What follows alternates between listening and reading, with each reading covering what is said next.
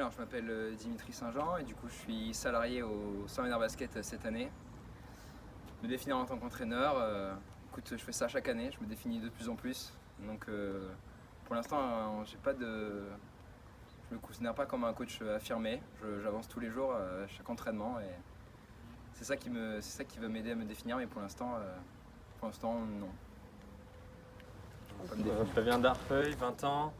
Me définir en tant que coach, je pourrais pas encore, je me connaissais pas assez bien, pas assez longtemps que je coach. Voilà. J'étais très surpris parce que j'étais dans un petit club de quartier assez familial et finalement je me suis rendu compte que c'était pas du tout ça. À Saint-Médard, j'ai été très bien accueilli, d'abord par Laurent et puis après par tout le monde.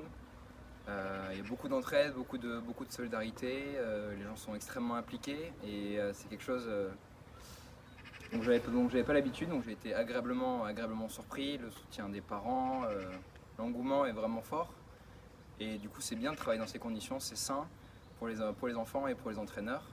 Et après sur l'entente entre les coachs, ça se passe extrêmement bien, on travaille en bonne intelligence.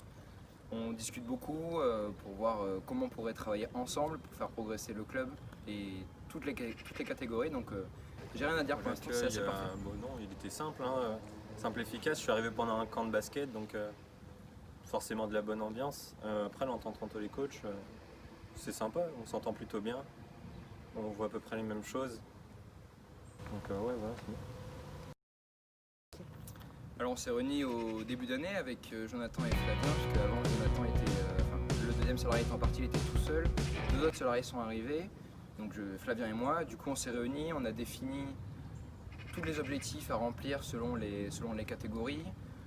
Le planning des séances, la planification, savoir combien de séances on travaillerait sur telle thématique. On a fait ça à l'année. Et le but c'est qu'on ait une culture commune, on travaille tous de la même façon, pour que les enfants s'y retrouvent, pour qu'ils aient des repères et pour qu'ils puissent progresser le plus possible. Donc voilà, pour l'instant ça s'est plutôt très bien passé, on est dans la continuité et c'est assez intéressant de travailler comme ça. C'est la première fois que je le fais et je suis pas déçu.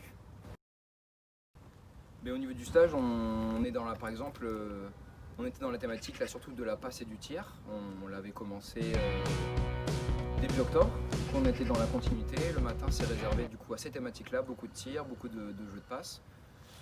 Et après le stage aussi, plus généralement, c'est l'occasion pour nous de travailler techniquement, individuellement avec eux, ce qu'on n'a pas trop le temps de faire pendant l'année, puisqu'on n'a que 2 entraînements, 3 heures, ça va vite. On a beaucoup de jeux collectifs à mettre en place, particulièrement dans ma catégorie avec les U15, où il y a beaucoup de choses à travailler, beaucoup de choses à apprendre. Et du coup, le stage, c'est un moyen pour nous de bosser très spécifiquement sur leurs petits défauts qui puissent se corriger.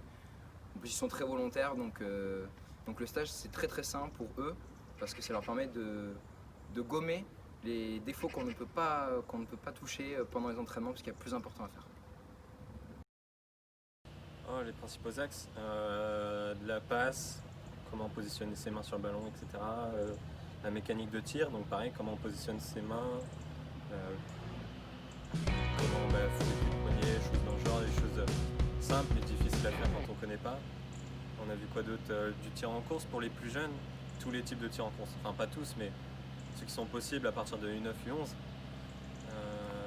Et ensuite on a fait aussi des grilles de tir, donc pour les plus grands, U13, U15, U17, du tir extérieur, on a fait en pourcentage, etc. Et voilà.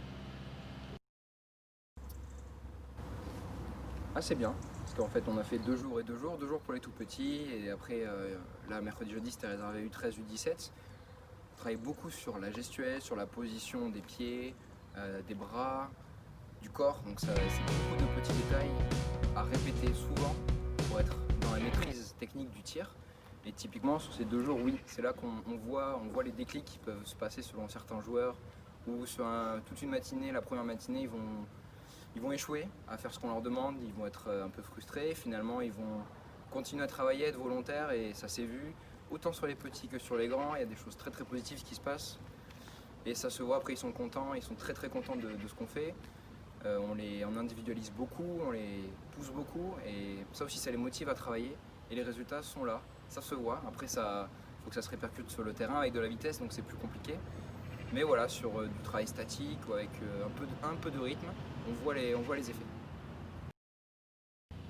Alors je suis entraîneur principal des U15-1 qui sont engagés en pré-région. L'objectif, j'ai pas d'objectif chiffré ou d'attente de résultats.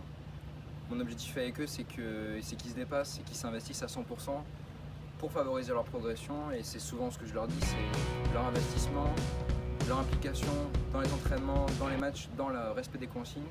C'est ça qui nous donnera la résultante, à savoir les victoires.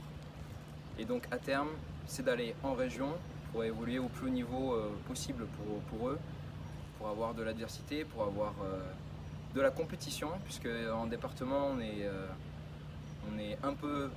considéré comme une équipe forte, donc il faut qu'on aille en région pour aller se frotter à plus fort que nous et pour qu'on progresse. Sinon je suis aussi assistant sur les seniors 1 qui sont engagés en National 3 et après globalement on entraîne avec Flavien et Jonathan, on entraîne un peu toutes les équipes de l'école de basket parce qu'on a la volonté qu'ils nous connaissent tous, qu'ils aient tous l'habitude de s'entraîner avec nous. Donc voilà, on tourne un peu et donc je fais de U5 finalement à U15. Voilà. Alors je participe aux entraînements de toute l'école de basket, donc les plus jeunes U5, U7, U9, U11. Ensuite j'entraîne avec Jonathan les 15 filles région et j'entraîne seul les U18 filles départementales. On va dire que je m'occupe plus des U15 et des U18 que l'école de basket, du coup je peux plus me pencher là-dessus. Pour les U15 je suis le coach aussi. Les U15, le but ce serait quand même de gagner le plus de matchs possible pour essayer d'aller, pourquoi pas gagner un titre sur la deuxième phase. Après pour les U18 départementales, déjà leur faire prendre du plaisir en jouant du basket et pourquoi pas essayer de les faire monter de division, de les faire s'améliorer le plus possible car le niveau est faible, il me semble que c'est division 3 en départementale. Donc si on peut essayer de les faire monter en division 2, ça serait super. Et voilà. Alors le joueur qui m'énerve le plus dans mon équipe, c'est sans conteste Arnaud Chiboust. Parce que en fait quand je donne une consigne, dès qu'il doit faire la consigne, il fait systématiquement l'inverse. Donc c'est assez agaçant pour un entraîneur. Après sinon il est quand même très volontaire, très gentil, il n'y a pas de problème. Voilà, le souci c'est qu'il a un problème avec le respect des consignes sur les premières fois. Et ça c'est assez agaçant. Soit il n'y en a aucune qui écoute, mais le truc c'est que par exemple dans les 15 que je coach, il y en a plusieurs qui ont leur petit caractère. Sur une défaite, vont bouder. Donc c'est une défaite, c'est pour ça que ça boude. Et après, une joueuse qui m'énerverait. Je sais pas. C'est pas du tout. En catégorie jeune ou on s'est tout compris? Plutôt jeune. Plutôt jeune, j'aimerais ne pas défier Rémi Martin, qui joue en U17. Voilà, c'est quelqu'un que j'ai pas envie de rencontrer sur un terrain. Je pense qu'il va me faire beaucoup de mal. Et j'ai pas envie. En joueur contre qui j'aimerais pas faire de 1 contre 1, je pense à Gabriel Rivière. Parce que vu sa qualité de chose, il va faire que shooter et je vais me faire chier en fait de jouer contre lui. Donc,